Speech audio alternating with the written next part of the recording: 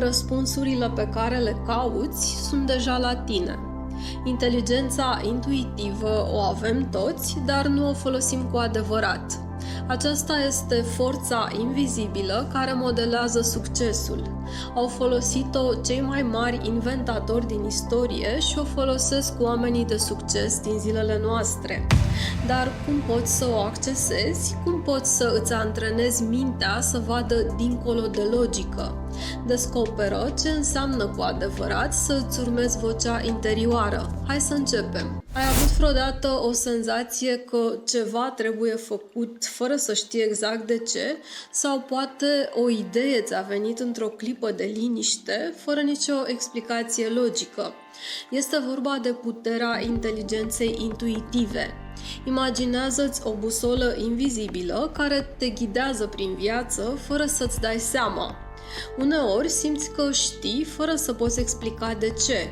Este acel moment când alegi să schimbi direcția la timp sau iei o decizie dificilă care în mod magic se dovedește corectă. Această busolă este inteligența intuitivă, o combinație misterioasă între instinct și cunoaștere, care îți poate transforma viața dacă înveți să o înțelegi și să o cultivi. Dar ce este mai exact această formă de inteligență? Cine a vorbit despre ea și cum o putem dezvolta? Inteligența intuitivă este una dintre cele mai misterioase și valoroase capacități ale minții umane. De-a lungul istoriei, mari gânditori, artiști, inventatori și lideri au folosit-o pentru a schimba lumea.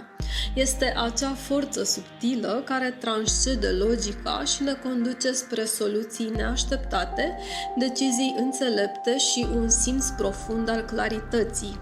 Originile acestui concept pot fi găsite în filozofiile antice. În India, învățații Vedanta vorbeau despre lumina interioară care dezvăluie adevărul. În Grecia antică, Platon considera intuiția drept o legătură cu formele pure ale cunoașterii. Carl Jung a descris intuiția ca fiind o funcție a inconștientului care ne oferă informații dincolo de rațiune. Astăzi, psihologia modernă definește intuiția drept un proces subconștient, o combinație între experiența acumulată și capacitatea creierului de a analiza rapid informațiile. Cercetători precum Daniel Kahneman a studiat modul în care intuiția joacă un rol esențial în luarea deciziilor rapide, chiar și în contexte complexe. Dar de ce este importantă? Pentru că trăim într-o eră a informației, dar uneori logica nu este suficientă. Deciziile rapide și corecte care implică incertitudine cer ceva mai profund, o conexiune cu propria noastră înțelepciune interioară. Studiile arată că inteligența intuitivă ne ajută să gestionăm stresul, să îmbunătățim relațiile și să luăm decizii care reflectă autenticitatea noastră. Ce este inteligența intuitivă? Inteligența intuitivă este abilitatea de a înțelege și decide fără un raționament conștient evident. Nu este doar un sentiment, este rezultatul integrării rapide a informațiilor subconștiente bazate pe experiență, memorie și emoții. Știința din spatele intuiției. Studiile din neuroștiință dezvăluie că intuiția are baze biologice. Creierul nostru procesează în mod constant informații din mediu, chiar și atunci când nu suntem conștienți. Aceste procese inconștiente generează ceea ce numim intuiție. Dar cum putem recunoaște corect intuiția? Cum știm că nu confundăm instinctele sau emoțiile puternice cu această voce subtilă? Și, mai important, cum putem aplica inteligența intuitivă în mod practic pentru a ne ghida viața? Pentru a recunoaște corect inteligența intuitivă, trebuie să învățăm să diferențiem între intuiție, frică și dorințe. Iată câteva semnale clare care indică prezența intuiției. se simte ca un răspuns calm și clar. Intuiția nu vine însoțită de anxietate sau entuziasm exagerat. Este adesea o senzație liniștită, dar fermă, care îți oferă o claritate imediată. Exemplu, ai un sentiment inexplicabil că ar trebui să iei o anumită decizie, chiar dacă datele disponibile par să indice altceva. Apare sub formă de impresii fizice. Intuiția se manifestă frecvent prin corp, un gol în stomac, un sentiment de ușurare sau o greutate pe piept.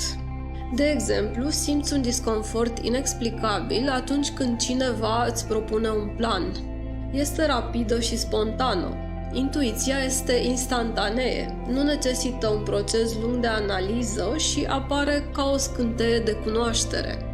De exemplu, într-o situație de urgență, știi instinctiv ce trebuie să faci înainte de a te gândi rațional.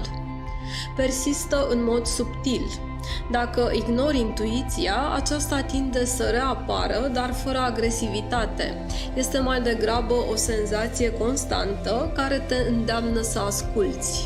Cum poate fi dezvoltată? Spre exemplu, prin meditație. Această practică ne ajută să reducem zgomotul mental, facilitând accesul la intuiție. Când mintea este liniștită, răspunsurile vin natural. Prin ascultarea emoțiilor. Emoțiile sunt indicii valoroase. Observându-le fără a le judeca, putem accesa intuiția ascunsă în ele. Prin experimentarea creativității.